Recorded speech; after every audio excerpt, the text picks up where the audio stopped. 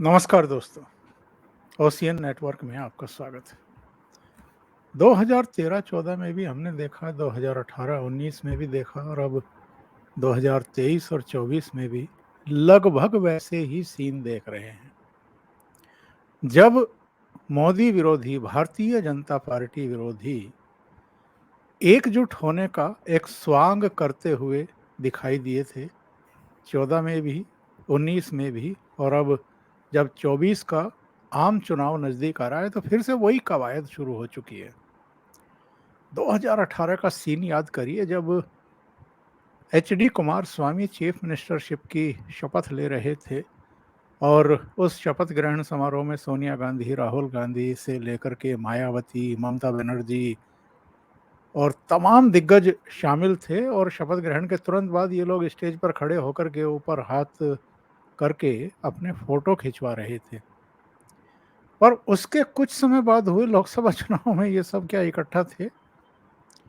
ये एक्चुअल में एक बड़ा प्रश्न चिन्ह है कि ये सब इकट्ठा होते हैं क्या फोटो अपॉर्चुनिटी के लिए, और जब जमीन पर काम करने की बात आती है या अपने अपने प्रभाव क्षेत्र में दूसरे दलों को सीटें आवंटित करने की बात आती है तो बगले झांकने लगते हैं और फिर वो जो हाथ ऊपर करके फोटो खिंचवाए होते हैं उसमें से निकल भी लेते हैं चुपके से, पतली गली से।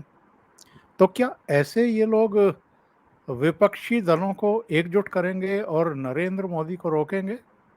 ना इनके रोके 2014 में नरेंद्र मोदी रुके, ना 2019 में रुके, और ऐसा ये खाम ख्याल जरूर पाल रहे होंगे कि 2024 में ये कोई करिश्मा कर देंगे। पर जो इस समय परिस्थितियां हैं, जो इस समय वातावरण है, और जिस तरह के अंतर विरोध अब इन मोदी विरोधियों के बीच में भी खुल करके सामने आने लगे हैं, इससे तो नहीं लगता कि दिल्ली इनके कोई बहुत करीब है, बल्कि लगता है कि दिल्ली इनसे लगातार दूर होती हुई जा रही है। मेरे साथ दो खास मेहमान जुड़ रहे हैं, इस पर चर्चा करेंगे। कई पहलू हैं, उन पर चर्चा करेंगे। मेरे साथ पटना से जुड़ गए हैं अभिषेक तिवारी। अभिषेक जी, बहुत स्वागत है। और लखनऊ से जुड़ गए हैं वीरेंद्र नाथ भट्ट। वीरेंद्र जी, बहुत स्वागत है। नमस्कार।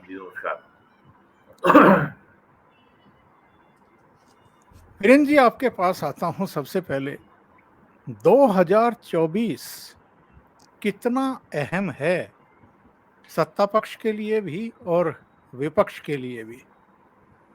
पहले हमें विष्णु वंदना कर लेनी चाहिए ताकि विपक्षी एकता सफल हो। हम लोग को विष्णु स्तुति कर लेनी चाहिए, उसके बाद हम लोगों को अपनी चर्चा प्रारंभ करनी चाहिए। खैर, मैंने मन में कर ली है। सबसे पहली बात तो ये है कि 2000 हर लोकसभा का चुनाव होता है, बहुत क्रूशियल, बहुत चीजें तय करता है।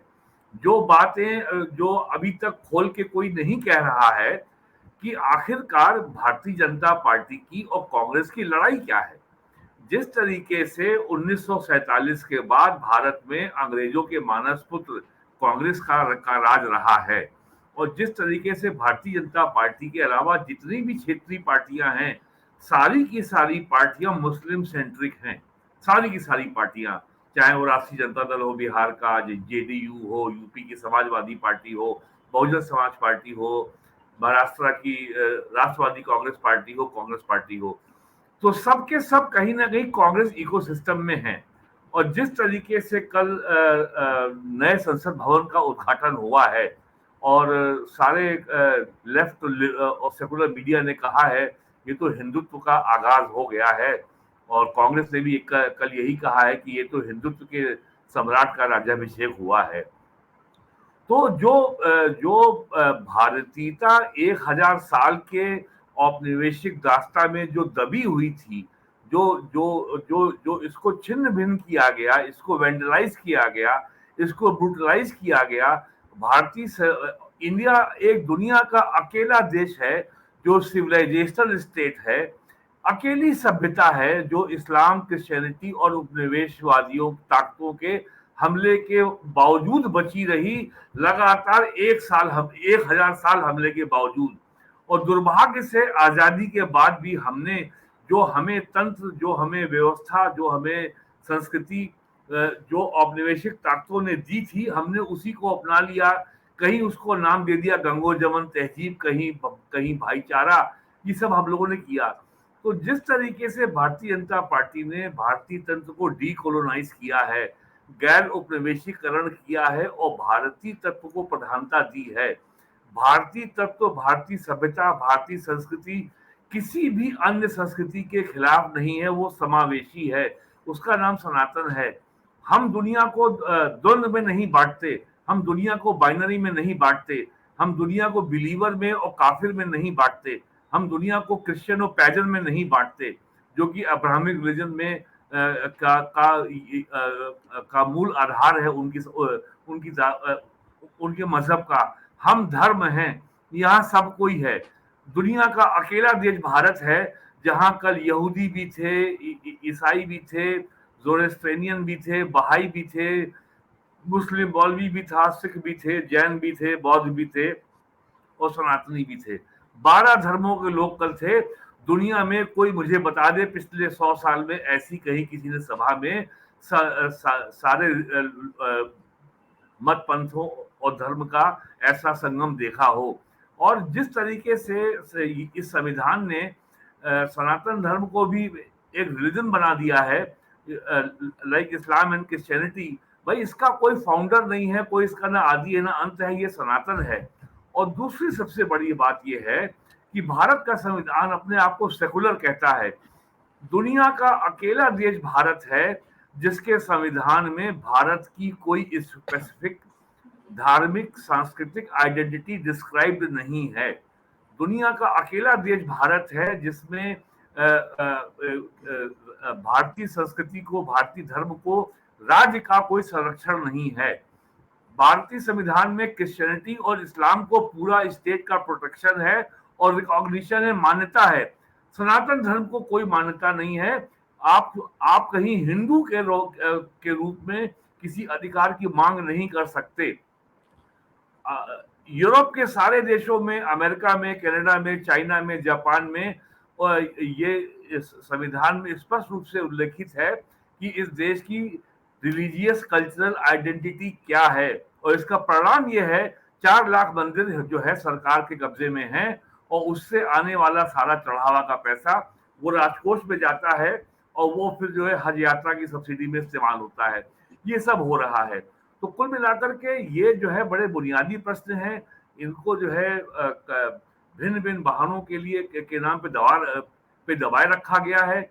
और यहाँ पे हिंदू तो 8वें दर्जे का नागरिक है और हमको 500 साल लड़ाई लड़नी पड़ी अयोध्या में अपना मंदिर का निर्माण करने में, और अभी न जाने कितने 100 साल लड़ाई लड़नी पड़ेगी काशी और मथुरा के लिए।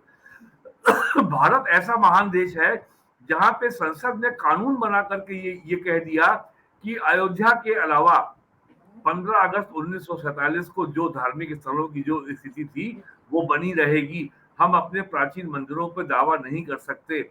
भारत अनूठा राष्ट्र है जहां पे वक्फ एक्ट है और वक्फ एक्ट के एक अधिकारी आके कल मुझसे बोलेगा, ओमकार चौधरी ये घर वक्फ की प्रॉपर्टी खाली करो। अब ये आपको साबित करना है कि आपकी प्रॉपर्टी वक्फ की प्रॉपर्टी नहीं है। उसने कह दिया तमिलनाडु में एक गांव में जो है 1500 साल पुराने मंदिर पे दावा ठोक दिया वक्फ बोर्ड ने कि ये वक्फ प्रॉपर्टी है।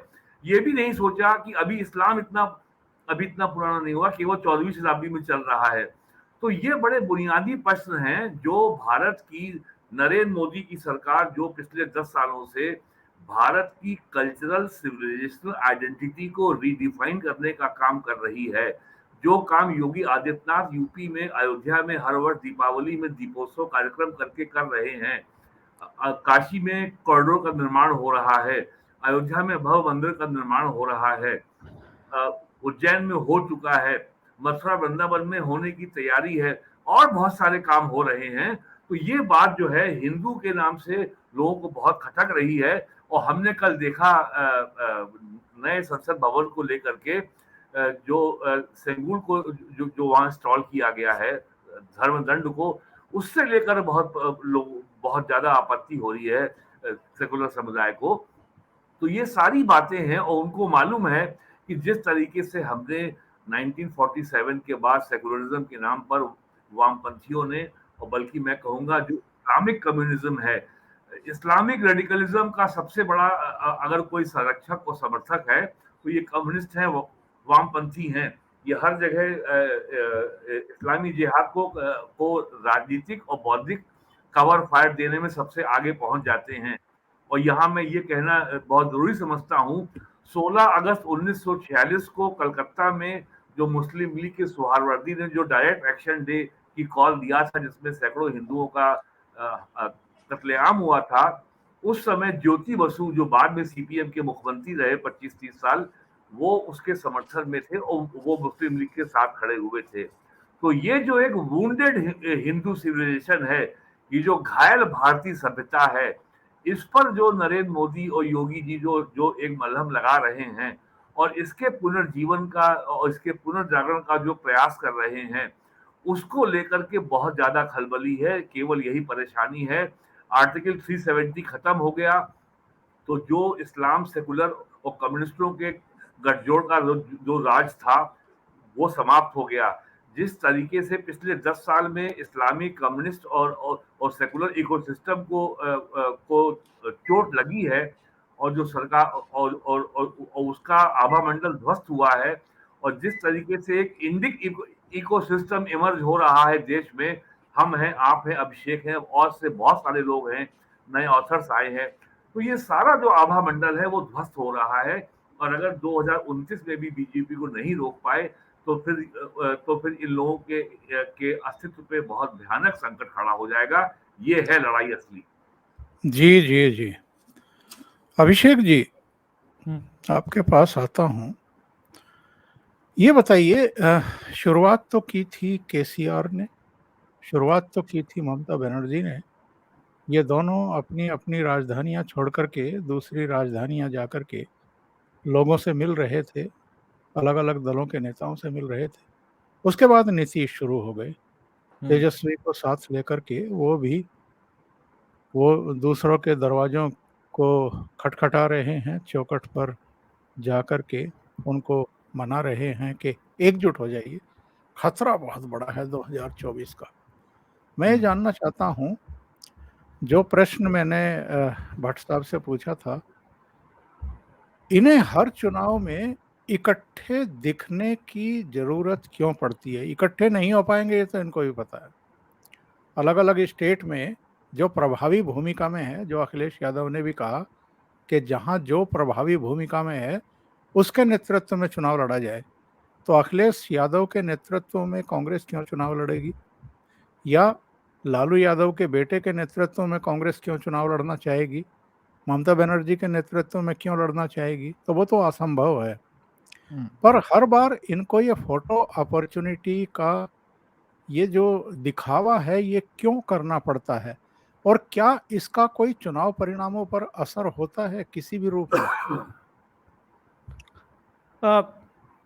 कादर खान और शक्ति कपूर की एक फिल्म आई थी, बेटा नंबरी, बाप नंबरी बेटा 10 नंबरी।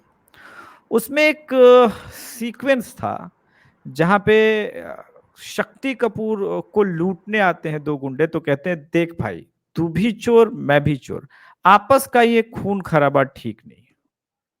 अब मैं थोड़ा इसको एक्सप्लेन करता हूं। वर्ल्ड के बेस्ट हेल्थ मिनिस्टर जेल में है, एजुकेशन मिनिस्टर भी जेल में है। अब जो दिल्ली के एजुकेशन मिनिस्टर जेल में है, तो कलकत्ता के भी, मतलब बंगाल के भी एजुकेशन मिनिस्टर जेल में है। लिंक समझिए, मजबूरी समझिएगा। बिहार में एमटेक होल्डर तेजस्वी यादव से सवाल करते हैं केजरीवाल कि आप सपोर्ट करोगे ना? उनके पिताश्री जो है वो सजा याफ्ता है चारा घोटाला में। केसीआर की भी बात कर लें, साउदर्न लॉबी का लिकर स्कैम से डायरेक्ट कनेक्शन है ये भी। तो वो जो फिल्म का सीक्वेंस बनाया कि देख भाई, मैं भी चोर तू भी चोर, आपस का ये खून खराबा ठीक नहीं, वरना ये जो सामने बैठा है ना नरेंद्र मोदी, ये हमको बर्बाद कर देगा। जिस स्विस बैंक का अकाउंट नंबर शरद पवार का लेकर के अरविंद केजरीवाल घूम रहे थे और कह रहे थे मैं तो हैरान हूं जी अब तक ये जेल में क्यों नहीं, उसके साथ कह रहे हैं आदरणीय शरद पवार जी ने हमें समर्थन देने का प्रॉमिस किया है। जिस कपिल सिब्बल को ये आताताई बता रहे थे, वो कपिल सिब्बल मनीष सिसोदिया का वकील है। ये सब क्यों है? अब मूल सवाल आपका ये हो सकता है कि अभिषेक है ऐसा और ये हर बार होता है, तो ये करप्ट लोगों का गठबंधन बन क्यों रहा है? मैं कुछ हमेशा की तरह एकदम अलग की चीज बताने वाला हूं। 1947 में जब संविधान लिखा जा रहा था, अभी सर ने बहुत सारी बातें की, बहुत सारी चीजें बताई, लेकिन जब 1947 में संविधान लिखा जा रहा था, तो क्या दर्शकों को और बहुत सारे लोगों को पता है कि 22 ऐसे लोग थे जिन्होंने मुस्लिम लीग का संविधान का रचना किया था, लेकिन बंटवारे के बाद वो पाकिस्तान नहीं गए और यहाँ के संविधान की कमिटी के मेंबर थे वो। यानी 22 लोग ऐसे थे जिनके सजेशंस पे भारत के संविधान को बनाया गया, जो कि मुस्लिम लीग के संविधान के निर्माता थे। अब ये बात मैंने क्यों कही? ये बात मैंने इसीलिए कही कि बहुत जरूरी है समझना कि पहले जो लूप होल्स हैं इस देश के सिस्टम में वो क्यों हैं, और नरेंद्र मोदी को सत्ता में बिठाने के बाद भी बहुत सारी चीजें क्विकली क्यों नहीं हो पा रही है। हमने तो वक्फ बोर्ड का विरोध ही उस तमिलनाडु वाले इंसिडेंट के बाद से शुरू किया। इसके पहले तो वक्फ बोर्ड से इस देश में किसी को प्रॉब्लम ही नहीं है, जबकि आपको प्रॉब्लम 1954 में ही हो जाना चाहिए था कि भाई 2 देश दे दिया, अब यहाँ के जो मुसलमान छोड़ के गए वो फिर मुसलमानों को जमीन, सरकार की जमीन होनी चाहिए। लेकिन आश्चर्य की बात है कि जिस सेकुलरिज्म की घुट्टी इस देश का हिंदू पिया हुआ है, उसने कभी प्रतिरोध ही नहीं किया। जब इस देश में कानून बनाया जा रहा था, मैं ये बताना चाह रहा हूं कि डिफरेंस देखिए, एक तरफ सीए आया तो इस देश का मुसलमान सड़कों पे था, उसकी महिलाएं सड़कों पे थी, लेकिन जब एक अनकॉन्स्टिट्यूशनल एक्ट बनता है मंदिरों के लिए, तब इस देश के हिंदू सड़क पे नहीं थे। अब कह रहे हैं कि नरेंद्र मोदी तुम इमीडिएट बदलो। भाई बदलने के लिए भी आपको सड़क पे निकलना पड़ेगा, बिना प्रतिरोध के, बिना गुस्से के कुछ नहीं होगा। आपको नरेंद्र मोदी को समर्थन देना ही पड़ेगा, आपके पास कोई ऑप्शन नहीं है। आपने वो तमाम ऑप्शन ढूंढ लिए, तलाश कर लिए। जिस संगोल के इतिहास के बारे में हम बात कर रहे थे, मुझे तो पता ही नहीं था कि ऐसी कोई चीज मिली है 1947 से। उसको इतने पर्दों में दफना दिया गया और नेहरू की गोल्डन वॉकिंग स्टिक बना दिया गया कि आने वाली किसी जनरेशन को पता ही नहीं था। ये क्यों हुआ? ये सिर्फ इसलिए हुआ क्योंकि आपको इरफान हबीब की जो थ्योरी है कि चोल हिंदू नहीं थे, रोमिला थापर की जो थ्योरी है चोल हिंदू नहीं है, उन सबको भी तो ढकना था। अगर ये बाहर आ जाता कि उस पे नंदी महाराज है, लक्ष्मी माता है, पंच तत्व से बने हुए चीजों की वो मान्यता रखता है, तो कनेक्शन स्टैब्लिश हो जाता। तो जो आपके साथ बिताया जा चुका है, अब इनको बेचैनी क्यों है? उस हर एक परत को नरेंद्र मोदी न केवल खुरच रहे हैं, बल्कि ये बता रहे हैं कि देखो ये सारे जो तुमको विपक्ष के नेता नजर आ रहे हैं ना, ये सब के सब हमाम में नंगे हैं और मैं कुछ नहीं कर रहा हूं, मैं तुमको बस आईना दिखा रहा हूं। अभी भी अगर इस देश के हिंदुओं का स्वाभिमान जगता है तो जगाओ, बचा लो अपने देश को। अकेला मोदी नहीं बचा सकता। मोदी के पीछे जब तक वो भीड़ खड़ी नहीं होगी, तब तक मोदी कुछ कर नहीं पाएगा। ये बात मैं कहना चाहता हूं जी।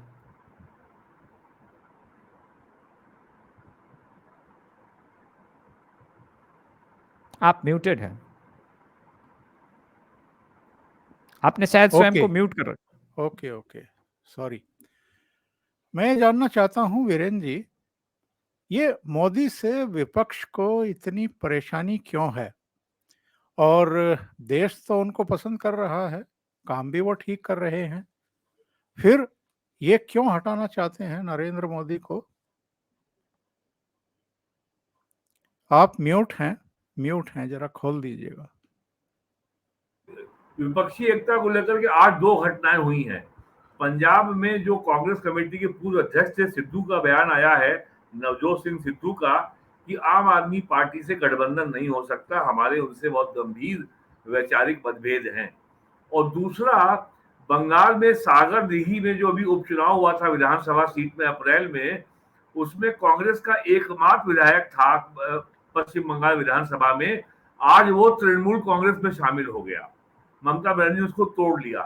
तो एक तो विपक्षी एकता की 2 खबरें आज यही आई हैं। और जैसा मैंने पहले कहा कि नरेंद्र मोदी इस देश की जो डिफॉल्ट सेटिंग है, जो सहज स्वाभाविक प्रवृत्ति है, जो भारतीयता है, जो इसकी आत्मा है, उसके अनुसार जो प्राचीन भारतीय राजनय है, जो प्राचीन भारतीय स्टेट क्राफ्ट है, उसके आधार पर देश का शासन का संचालन कर रहे हैं। बाकियों के लिए जो उनको सिखा गए हैं ज्ञान अंग्रेज, वही पर्याप्त है।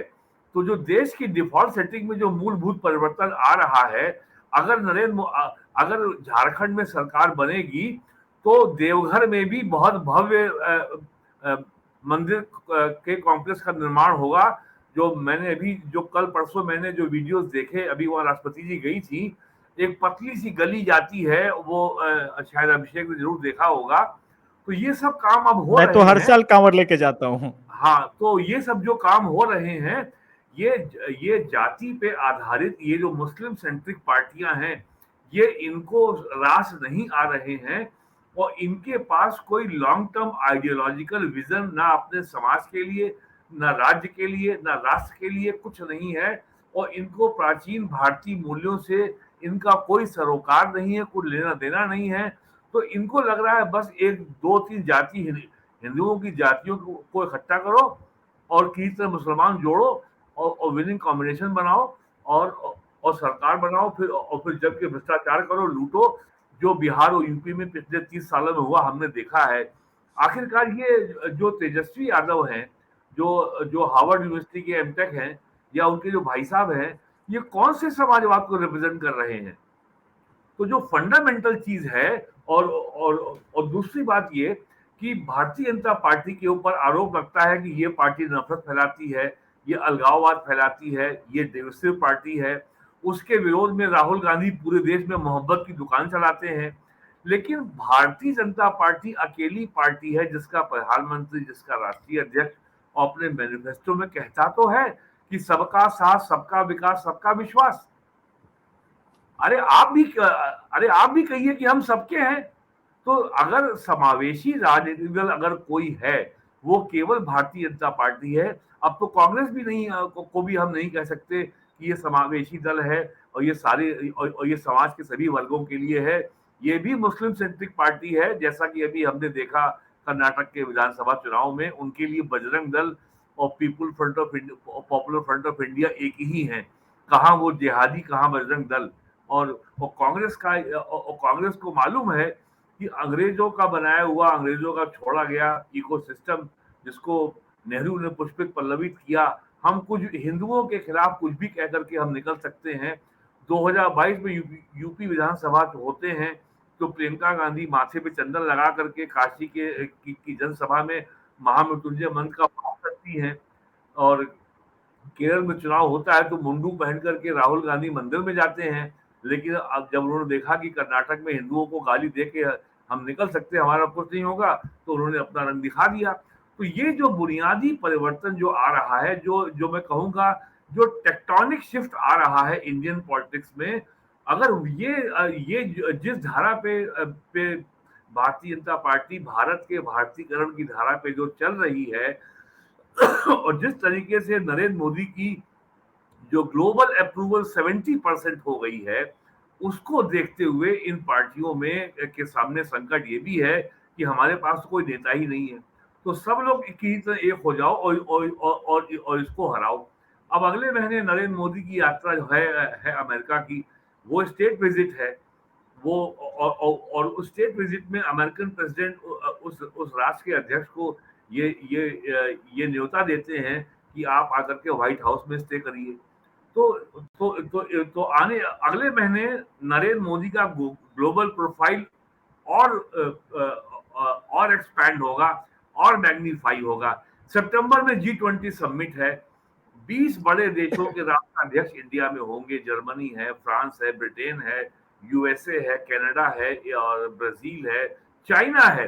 तो फिर और जो है नरेंद्र मोदी की ग्लोबल प्रोफाइल को ये और आगे बढ़ाएगा। अगर आपको याद हो, इस साल फरवरी में जब इंडोनेशिया में जब ये घोषणा हुई थी कि अगली G20 समिट इंडिया में होगी, तो कांग्रेस के प्रवक्ता जयराम रमेश का तुरंत ये बयान आया था कि नरेंद्र मोदी इस समिट को 2024 के चुनाव में अपने राजनीतिक लाभ के लिए भुनाएंगे।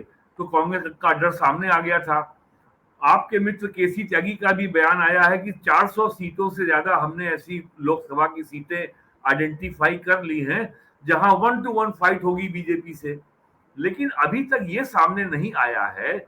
नरेंद्र मोदी का, भारतीय जनता पार्टी का बहुत ही सुपरिभाषित, सुस्पष्ट एक देश के लिए विजन है, जिस पर उन्होंने 9 साल काम किया है और अब 10वां साल चल रहा है, करके दिखाया है और परिणाम लाके दिखाया है।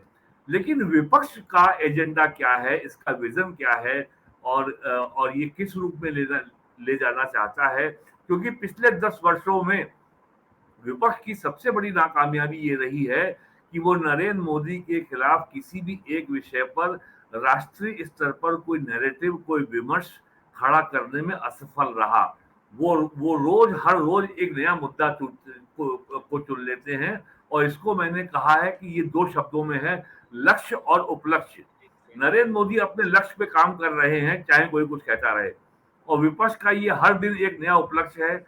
आज नरेंद्र मोदी की माता जी को गाली देंगे, आज गाली देंगे पिताजी को, आज उनकी दाढ़ी पे बोलेंगे, कल उनके कुर्ते पे बोलेंगे, कोई ना कोई निजी हमला करेंगे। और अब तक जो है 20 पेज की गालियों का संकलन तो मेरे पास है, गाली देंगे।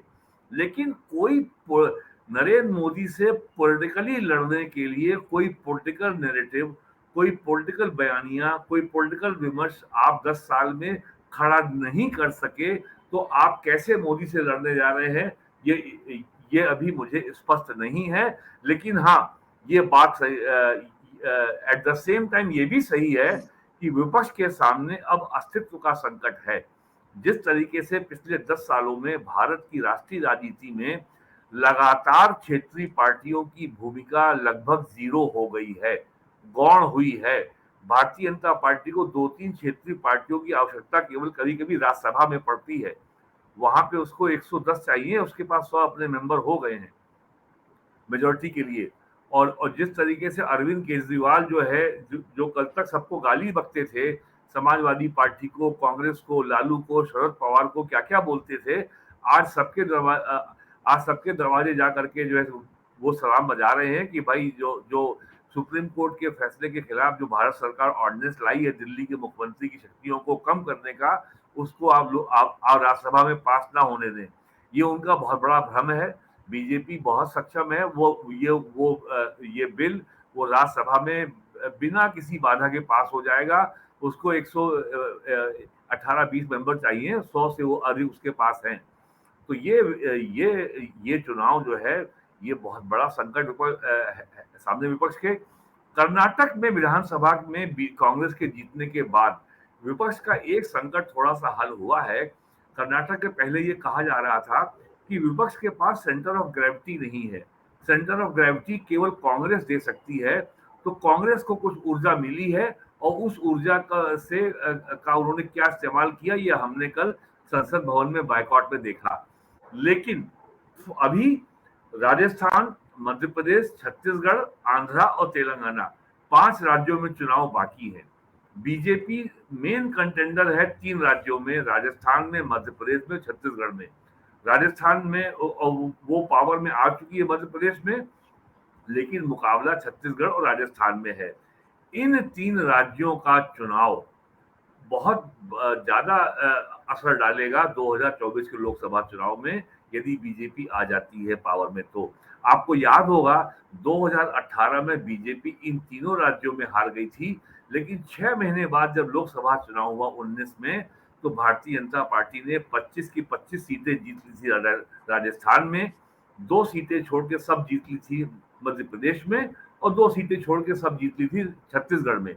और कर्नाटक चुनाव के भी जो सर्वे आए थे, उसमें लोकसभा में 51% से अधिक लोग बीजेपी के पक्ष में हैं।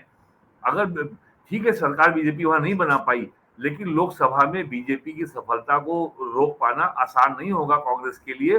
और कांग्रेस की ओर से अभी सरकार बने 1 हफ्ता नहीं हुआ है और ये बयान आने लगे हैं कि कांग्रेस ने लोकसभा चुनाव की तैयारी कर्नाटक में शुरू कर दी है। तो ये विपक्ष के लिए एग्जिस्टेंशियल क्राइसिस है और क्षेत्रीय पार्टियों के लिए तो बहुत गंभीर संकट हो जाएगा अगर तीसरी बार नरेंद्र मोदी की सरकार बन जाती है तो। जी सही है। अभिषेक जी, जहां आप बैठे हैं, जून के पहले पखवाड़े में नीतीश बाबू ने विपक्षी दलों को वहां बुलाया है। मुझे लगता है कि फोटो अपॉर्चुनिटी के लिए बुलाया है, क्योंकि जो दिखाना चाहते हैं, मैसेज देना चाहते हैं, वो तो पूरा होता हुआ दिखाई नहीं दे रहा है। क्योंकि अगर ममता बनर्जी अभी सागर दिघी से जीते कांग्रेस के एमएलए को तोड़ लेती हैं, अगर अरविंद केजरीवाल के अनुनय विनय के बावजूद कांग्रेस कहती है कि ऑर्डिनेंस की जगह जो विधेयक लाया जाएगा पार्लियामेंट में, हम उसका विरोध नहीं करेंगे, यानी अरविंद केजरीवाल के साथ खड़े नहीं हो सकते हैं। इसके अलावा ममता बनर्जी अगर कांग्रेस को बर्दाश्त करने को तैयार नहीं है, कुछ ऐसे एक्ट कर रही हैं जिससे कांग्रेस नेतृत्व उनसे और चिढ़े और ज़्यादा दूर हो जाए, तो ये जो एकता के लिए जमावड़ा किया जा रहा है, इस पर तो वैसे ही संकट के बादल हैं और बहुत बड़े प्रश्न चिन्ह खड़े हो गए हैं। देखिए, मुझे लग रहा है कि ये फोटो अपॉर्चुनिटी इसीलिए अधिक है क्योंकि अभी इस मीटिंग का कोई मतलब नहीं है। एक बार एमपी और राजस्थान और छत्तीसगढ़, मैंने इस 3 राज्य के ही नाम लिए क्योंकि मुझे पता है कि तेलंगाना का रिजल्ट क्या होगा। ठीक है, बीजेपी सेकेंड लार्जेस्ट पार्टी बन सकती है, 30-35 सीटें लेके आ सकती है, मगर उससे ज्यादा नहीं है। हाँ, बीजेपी के लिए समस्या होगी तब जब एमपी भी हारे और छत्तीसगढ़ भी हारे। Rajasthan is like done and dusted election ऐसा लग रहा है, लेकिन छत्तीसगढ़ में जो बीजेपी के प्रति एंटी इनकम्बेंसी खास करके चंबल रीजन में है, खास करके सवर्णों के मन में जो अचानक से हुआ है, वो थोड़ा सा अलग दिखा रहा है। और हमको ये नहीं भूलना चाहिए कि आपके पास सिंधिया जरूर आए हैं, मगर वो जीते थे कांग्रेस के नाम पे, और पिछले 4 साल में हिंदुओं को भी संतुष्ट करने के लिए मामा जी ने कुछ खास ऐसा नहीं किया। वो एकदम दिखता है जब आप विजिट करेंगे वहां पे, तो वो एक, जैसे मैंने गुजरात के संदर्भ बोला था, एक स्विंग दिखता है, उसी तरह का वो एंटी इनकम्बेंसी का वो इको सुनाई पड़ रहा है। अब क्या होगा रिजल्ट एग्जैक्टली अभी कहना थोड़ा सा मुश्किल है क्योंकि बीजेपी क्या मेकअप करेगी पता नहीं, लेकिन ये राज्य। अब अगर एमपी और छत्तीसगढ़ दोनों रिटेन कर जाती है कांग्रेस, तब वो ना तो नीतीश कुमार से बार्गेन करेगी और ना ही समाजवादी पार्टी से बार्गेन करेगी और ना ही ममता बनर्जी से।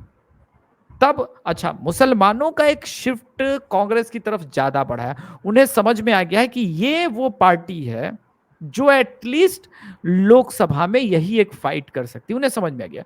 इसका उदाहरण आपको दिल्ली के जो नगर निगम वगैरह के चुनाव थे उसमें से समझ में आ जाएगा। कर्नाटका के संदर्भ में नहीं बात कर रहा हूं, दिल्ली से समझना पड़ेगा। जितने मुस्लिम मेजॉरिटी एरिया थे वहां से आम आदमी पार्टी नहीं जीती, वहां से कांग्रेस जीती।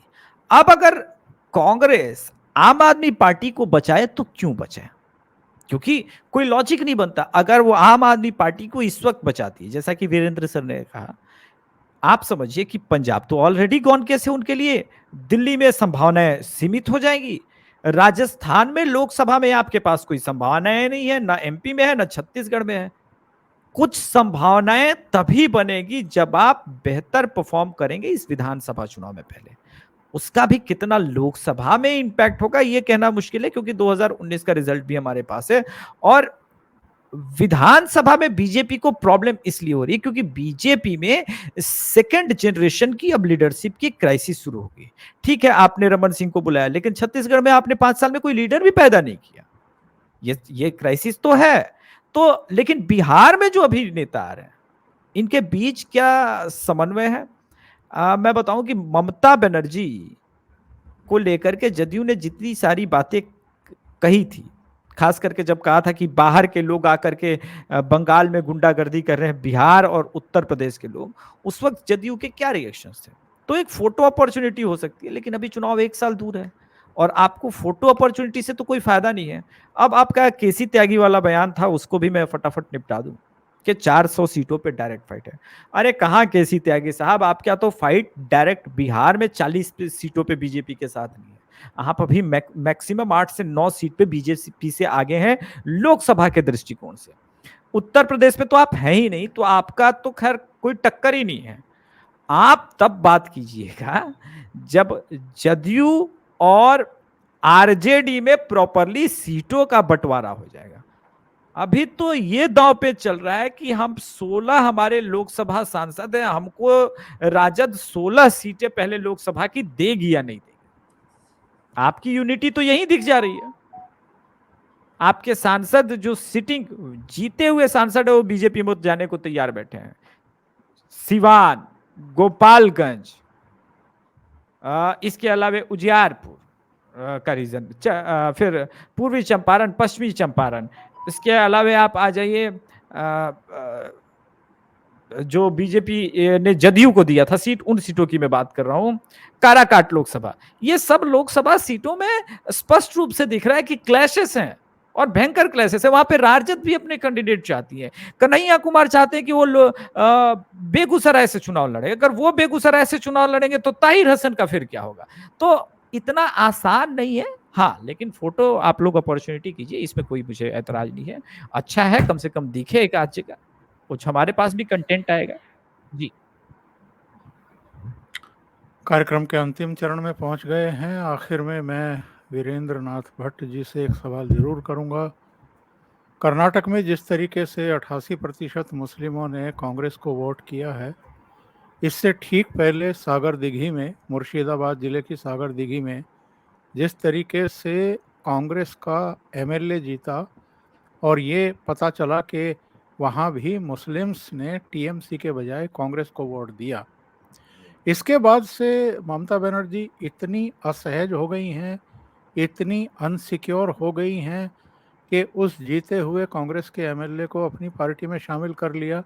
और जिस तरह की अनसिक्योरिटी, इनसिक्योरिटी ममता बनर्जी की दिखाई दे रही है, उसी तरह की क्या अखिलेश यादव और दूसरे राज्यों के जो क्षत्रप हैं उनके भीतर नहीं इस समय चल रही होगी 2024 के मद्देनज़र और जहाँ जहाँ भी आगे विधानसभा चुनाव होने हैं? देखिए, अखिलेश यादव कर्नाटक विधानसभा चुनाव के पहले लगातार ये कह रहे थे कि जिन जिन राज्यों में क्षेत्रीय पार्टियां मजबूत हैं, बीजेपी से लड़ने में सक्षम हैं, उन राज्यों में कांग्रेस को उन क्षेत्रीय पार्टियों का समर्थन करना चाहिए। कर्नाटक विधानसभा चुनाव के परिणाम 13 मई को आने के बाद अखिलेश यादव एकदम खामोश हो गए हैं। और कर्नाटक विधानसभा चुनाव में सबसे बड़ी बात ये हुई है कि जनता दल सेकुलर ने 22 कैंडिडेट उतारे थे मुस्लिम समाज से, सारे के सारे हार गए। कांग्रेस ने 15 उतारे थे, उसके 9 जीत गए। और मुस्लिम वोट एन ब्लॉक जो शिफ्ट हुआ है कांग्रेस की ओर, उसी की वजह से कांग्रेस का वोट शेयर कर्नाटक में 7% बढ़ गया और सीटें उनकी इतनी ज्यादा आ गई 150 से 140। और भारतीय जनता पार्टी में जो आइडियोलॉजिकल कंफ्यूजन था, चुनाव के पहले शुरुआत में कह रहे थे हिजाब और हलाल और गोहत्या लफ्ज जिहाद उनके लिए मुद्दा है, फिर बोले ये हमारा मुद्दा ही नहीं है। और जिस तरीके से उन्होंने बजरंग दल और पीएफआई के मामले पर बजरंग बली को मुद्दा बनाया, भारतीय जनता पार्टी के वोट शेयर में उससे एक वोट भी नहीं बढ़ा, लेकिन उससे ये हो गया कि इससे पोलराइजेशन हो गया और सारा का सारा मुस्लिम वोट कांग्रेस में चला गया। तो उत्तर प्रदेश में अब असर ये दिख रहा है कि राष्ट्रीय लोकदल में इस बात को लेकर के पुनर्विचार शुरू हो गया है कि 24 के चुनाव के पहले यदि कांग्रेस के संग अगर अलायंस कर लिया जाए तो ज्यादा फायदा होगा, क्योंकि यदि हमारे पास जाटों का आधा वोट आ जाता है और कांग्रेस का वोट मुसलमानों का, अगर कांग्रेस को मुस्लिम का वोट मिल जाता है तो इसका हमें फायदा होगा। समाजवादी पार्टी के साथ रह करके उनको मेरठ में, बागपत में, मुजफ्फरनगर में, शामली में, कैराना में, सहारनपुर में, बिजनौर में क्या मिलने वाला है? तो इससे असर पड़ेगा। और जैसा अभिषेक कह रहे हैं कि यदि कांग्रेस ये इन 3 राज्यों में कहीं जीत जाती है तो कांग्रेस फिर इन लोगों को फूटी आंखों नहीं देखेगी और इनके सामने शर्त होगी कि भैया हमारी टर्म्स पे आना आओ, वरना ठीक है हम लोग चुनाव के बाद तय करेंगे, जैसा कि यूपीए 2004 में लोकसभा चुनाव के बाद ही बना था। और उस समय भी सीटें कांग्रेस की 150 से कमी आई थी और उस समय समाजवादी पार्टी की सीटें 36 आई थी। लेकिन 10 जनपद में जो यूपीए के फॉर्मेशन में मीटिंग हुई थी, वहां पे समाजवादी पार्टी को बुलाया भी नहीं गया था। हरकिशन सिंह सुरजीत अमर सिंह को पकड़ के ले गए थे और वहां पे उनको बैठने के लिए प्लास्टिक की 100 रुपए वाली चेयर दी गई थी, और जिससे वो बहुत ज्यादा उन्होंने अपने को अपमानित महसूस किया था। तो अभी तमाम चीजें सामने आना बाकी है। Let us wait for the things to unfold. और कांग्रेस के पास कुछ नहीं है आंध्रा में और तेलंगाना में। आंध्रा में सबसे जो बात बड़ी रोचक हो गई है कि वहां पे वाईएसआर कांग्रेस और तेलुगु देशम पार्टी, दोनों पार्टियां बीजेपी से अलायंस करना चाहती हैं। और वहां जो पवन कल्याण की पार्टी है अभी उसका अलायंस बीजेपी से है, लेकिन वो क्या होता है पता नहीं। लेकिन ये तय है कि तेलंगाना में बीजेपी इस चुनाव में मुख्य विपक्षी दल के रूप में उभर सकती है। तो ये जो 5 राज्यों के चुनाव हैं ये बहुत महत्वपूर्ण होंगे, जो 2024 के चुनाव के पूर्व में की जो लोकसभा की स्ट्रैटेजी हर पार्टी की तय करेंगे। जी अभिषेक जी, एक टिप्पणी मैं आपकी जरूर चाहूंगा इस पर। कांग्रेस ने केजरीवाल से कहा कि आप हमें कबूल नहीं हैं। ममता बनर्जी कह रही है कि मुझे तो राहुल गांधी और कांग्रेस ही कबूल नहीं है। ऐसे कई और दूल्हे बने घूम रहे हैं, सेहरा लगाए घूम रहे हैं, शेरवानी सिलवाए घूम रहे हैं, जिनको रातों को ख्वाब आते हैं कि वो भी प्रधानमंत्री बन सकते हैं इस देश के। तो इस सिचुएशन में दिल्ली बहुत दूर है विपक्षी दलों के लिए। अब देखिए, ये तो है कि विपक्ष में पहले अनडाउटेडली पहले ये तो हम माने, ठीक है, उसकी 54 सीटें ही हैं कांग्रेस की, लेकिन मेन अपोजिशन तो कांग्रेस ही है जो कम से कम पूरे भारत में एक पार्टी के रूप में है। अब अगर ममता बनर्जी अखिलेश यादव का समर्थन कर ही देगी तो उत्तर प्रदेश में क्या बदल जाएगा? सबसे इस देश में जो डेंजरस अलायंस हुआ था, अगर वोट शेयर वाइज समझे, तो वो हुआ था मायावती और अखिलेश यादव का। 100% Muslim vote bank plus Yadav plus Jatav. लेकिन क्या हुआ? न यादव मिले न जाटव मिले, क्योंकि आप ऊपर ऊपर मिल सकते हैं लेकिन आइडियोलॉजिकली जाटव और यादव एक दूसरे के धुर विरोधी हैं। न जाने कितने SC ST के केस ऐसे ऐसे यादवों पे पड़े हुए हैं, आप आजमगढ़ ही चले जाइए आपको पता चल जाएगा। तो आप ये समझते कि हमारे मिलने की वजह से उस डेंजरस एक्ट के तहत जिसको सजा मिली थी वो बीजेपी को वोट नहीं देगा और समाजवादी पार्टी को वोट दे देगा? आप गलत समझ रहे हैं। राजनीति में 2 + 2 = नेवर। वो 4 हो ही नहीं सकता, वो 3 हो जाएगा, वो -2 हो जाएगा, वो 22 हो सकता है, लेकिन वो 4 नहीं होगा। कास्ट समीकरण ऐसे नहीं बनता है। तो इस वक्त जो स्थिति है, मैं इसको थोड़ा सा और अलग ढंग से बता देता हूं।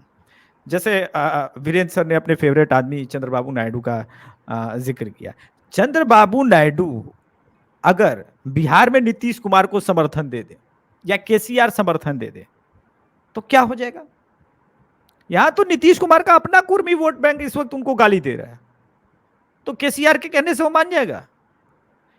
राजनीति में कुछ चीजें पहले, और अब इतना इंफॉर्मेशन टेक्नोलॉजी का युग बदल चुका है, फास्ट हो चुका है ना, कि अब लास्ट 2 महीने में निर्णय नहीं होता। लोकसभा में किसको वोट देंगे वोटर, ये निर्णय लगभग 3-4-5 महीने पहले ही हो जाता है।